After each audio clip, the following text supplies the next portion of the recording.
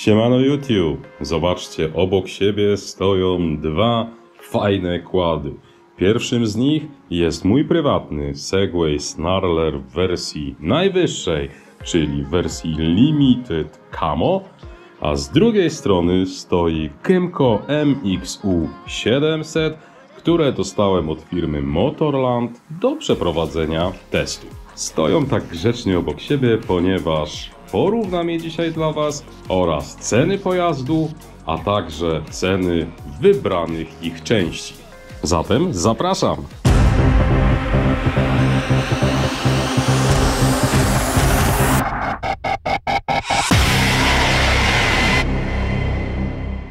Zacznijmy od kategorii wyposażenie.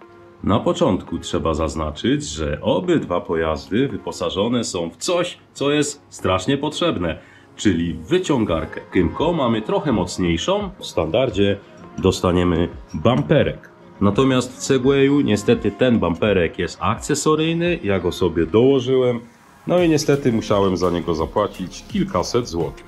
Kymco posiada opony Maxxis Bighorn, czyli bardzo uznane na rynku gumy. W przypadku Segwaya natomiast mamy chińską markę Wanda o takim bieżniku bardzo uniwersalnym. Zarówno w Kymco, jak i też w Segwayu mamy felgi aluminiowe 26. Natomiast w Segwayu dodatkowo na felgach mamy bedlocki. Oczywiście mówię tutaj o wersji topowej, czyli wersji Limited. Siedzenie w Segwayu jest przeprofilowane tak, żeby mógł z tyłu usiąść sobie pasażer. Siedzenie stanowi monolit, po prostu wyżłobienie dla kierowcy i dla pasażera. W przypadku Kymco mamy jedno siedzenie, a następnie dodatkową nadstawkę, która jest siedzeniem dla pasażera. Kiedy jeździmy na co dzień bez pasażera, możemy ją swobodnie zdemontować i wówczas mamy jedno ładne, długie siedzisko dla kierowcy. Obydwa pojazdy wyposażone są w hak oraz gniazdo do przyłączenia przyczepy. Należy zaznaczyć, że w przypadku Kymco jest ten hak bardzo solidny, trzyma się naprawdę nieźle. W przypadku Segwaya ten hak troszeczkę się rusza, może kogoś denerwować podczas jazdy, ale też w sumie spełnia swoją funkcję. Kymco MXU 700 w tym schoweczku posiada złącze, przez które możemy podłączyć ładowanie np. telefonu. Jest to złącze USB. W przypadku Segwaya te gniazda ja sobie wyprowadziłem na zewnątrz, ponieważ one były pierwotnie również w schowku, natomiast schowek jest zamykany na kluczyk i ciężko było otworzyć ten zamek podczas jazdy, dlatego że trzeba było użyć kluczyka, którym odpalony jest kład. Natomiast mamy dwa gniazda. Pierwsze gniazdo to jest gniazdo USB, czyli tak samo jak w Kymco, natomiast drugie dodatkowe jest to gniazdo po prostu zwykłe 12V, tak zwane gniazdo zapalniczki. W Kymco mamy bardzo duży schowek centralny, otwierany po prostu w ten sposób. Zobaczcie, tutaj można pół życiowego dobytku zmieścić. Mamy też drugi schoweczek zamykany na klucz, on nie jest niestety hermetyczny. Oraz trzeci schowek, świetny schowek. Tutaj możemy sobie wsadzić elegancko jakąś butelkę. Nie patrzcie na to, to jest po prostu taśma izolacyjna, którą zabezpieczyłem, żeby nie porysować karoserii. W przypadku Segwaya mamy mniejszy schowek, otwierany właśnie na zamek. Zobaczcie, jaki malutki. I tutaj były pierwotnie właśnie gniazda, jedno USB, drugie to było gniazdo do zasilania 12V. Z tyłu natomiast też mamy fajny, duży schowek, pojemny, w którym właśnie wożę jakąś apteczkę, kompresor do kół i właściwie to jest chyba wszystko. Jest jeszcze mały schowek pod siedzeniem, natomiast tam jest dosyć wysoka temperatura, więc on oddaje się właściwie tylko i wyłącznie na jakieś podstawowe narzędzia. W Segwayu wlew paliwa znajduje się z przodu, po lewej stronie. Nie jest w żaden dodatkowy sposób zabezpieczony, wystarczy go odkręcić i nalewamy benzynkę. W Kymco natomiast wlew znajduje się po prawej stronie z tyłu i mamy zabezpieczenie na kluczyk, więc nikt gdzieś na postoju nie dosypie nam czegoś durnego do benzyny. W Segwayu w wersji Limited mamy amortyzatory gazowe, które można ładnie pod siebie ustawić. Natomiast w Kymco amortyzatory są zwykłe, olejowe, za to bardzo komfortowe. W Kymco posiadamy rozdzielone hamulce. Z prawej strony mamy hamulec przedni, z lewej strony mamy hamulec tylny. W W Segwayu niestety mamy tylko jeden hamulec. Hamulec parkingowy w Segwayu znajduje się z lewej strony, wystarczy go zaciągnąć, wcisnąć tutaj zabezpieczenie i już mamy na parkingu. W Kymco natomiast hamulec parkingowy jest osobny i możemy zaciągnąć go w ten sposób. Dodatkowo możemy użyć hamulca hydraulicznego, zaciągając go i wciskając zabezpieczenie w dwóch pozycjach. Czyli możemy zaciągnąć hamulec zarówno tak, jak i na drugiej pozycji jeszcze mocniej. Zarówno w Kymco MX-u 700, jak i w Segwayu AT6 mamy 4 tarcze hamulcowe. W Segwayu zarówno z przodu, jak i z tyłu występują lampy w technologii Full LED. Wszystko mamy LEDowe. W Kymco natomiast są to tradycyjne reflektory, tradycyjne lampy i tylko ze wstawkami LEDowymi. Co za tym idzie, koszt ewentualnej wymiany po uszkodzeniu jest też znacząco różny. Porównamy je sobie trochę później. Obydwa kłady mają handbary. W przypadku Segwaya jest to handbar dokładany, czyli możemy go spokojnie odkręcić i zdemontować lub ewentualnie wymienić, kiedy nam się uszkodzi. W przypadku Kymco jest plastikowa obudowa handbara, natomiast ta rura jest przyspawana bezpośrednio do kierownicy. Kiedy uszkodzimy ten handbar, musimy niestety wymienić też całą kierownicę. Natomiast na szczęście koszt tego zabiegu jest niewielki. W Kymco w standardzie otrzymujemy fajne podnóżki, które trzymają nam nasz but podczas jazdy. W Segwayu niestety nie mamy tego w standardzie, należy dokupić. Koszt dwóch takich podnóżków oscyluje w granicach 200 zł. Kymco ma świetną funkcję. W przypadku awarii pojazdu, kiedy musimy się od niego oddalić, możemy uruchomić światła awaryjne. Natomiast w Segwayu, kiedy nie ma kluczyka, niestety uruchomienie świateł awaryjnych nic nie daje. Jeżeli lubicie, żeby wasze zawieszenie było w jak najlepszym stanie, to na pewno ucieszy was, że w Segwayu AT6 jest bardzo dużo kalamitek. Niestety w Kymco są tylko 4, bardzo nad tym ubolewam. Bardzo dużą różnicę pomiędzy tymi kładami widać w wysokości siedzenia od podnóżka. W przypadku Segwaya siedzi się na nim dosłownie jak na tronie.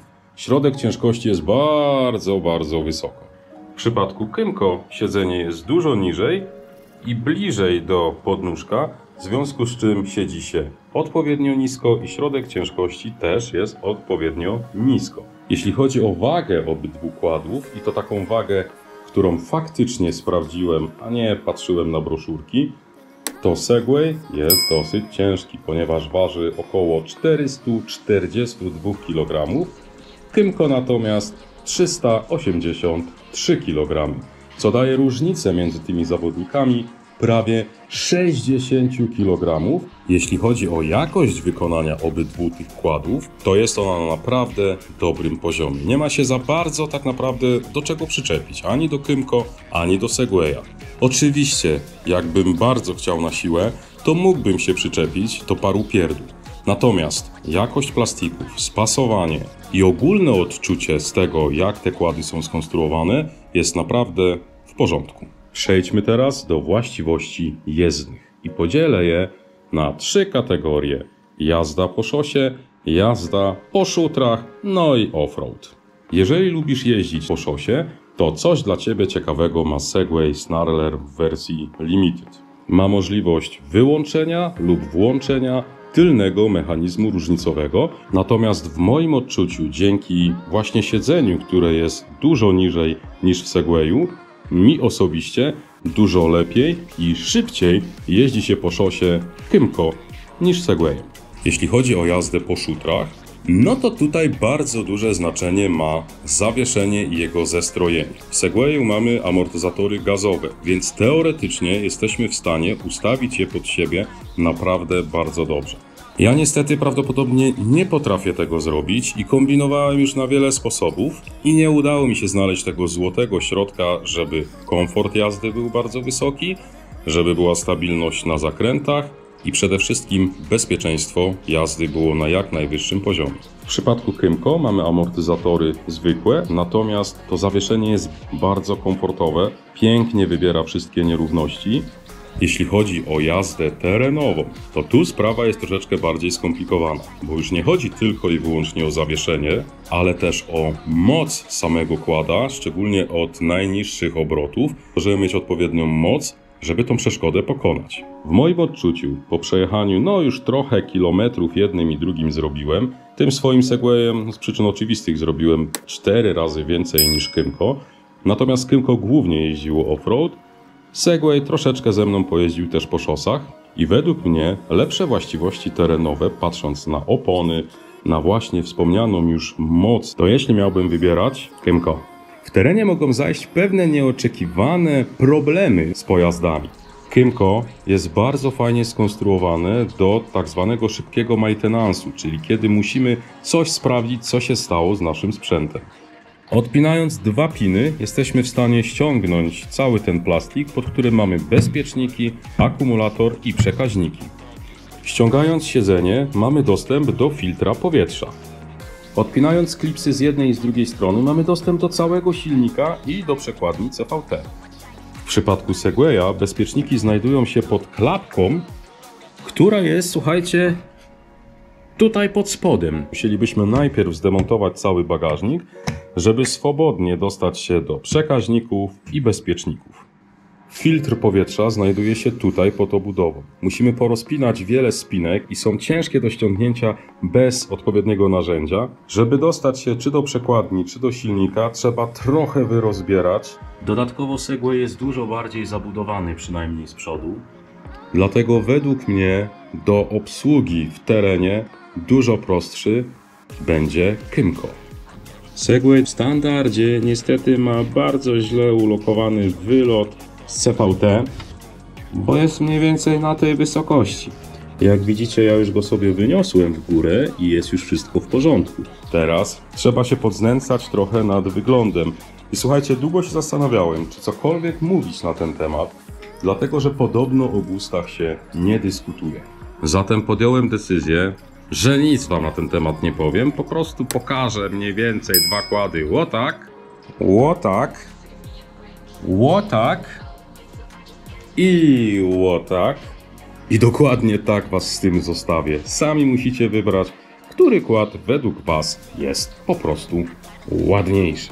A teraz, moi drodzy, oddaję głos do studia, gdzie nasz ukochany lektor porówna ceny zarówno tych pojazdów, jak i losowo wybranych części do nich. Postaram się porównać też ceny części, o których dzisiaj wam wspominałem. Przedstawię wam aktualne ceny na dzień 4 lutego 2024. Nowy pojazd Kymco MX-u 700 z rocznika 2024 kosztuje 42 990 zł. Segway Snarler AT6 w promocyjnej cenie kosztuje 41 990 zł, przy czym są to pojazdy ubiegłoroczne. Jeśli chodzi o ceny części zamiennych, to wybrałem takie części, które w moich kładach były wymieniane z powodu uszkodzeń lub zwykłych powodów wizualnych oraz części, które ulegały uszkodzeniu w pojazdach moich znajomych.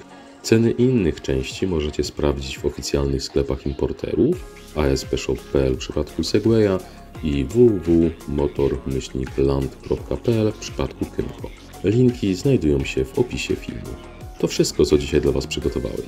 Wszystkiego dobrego, trzymajcie się, na razie, cześć!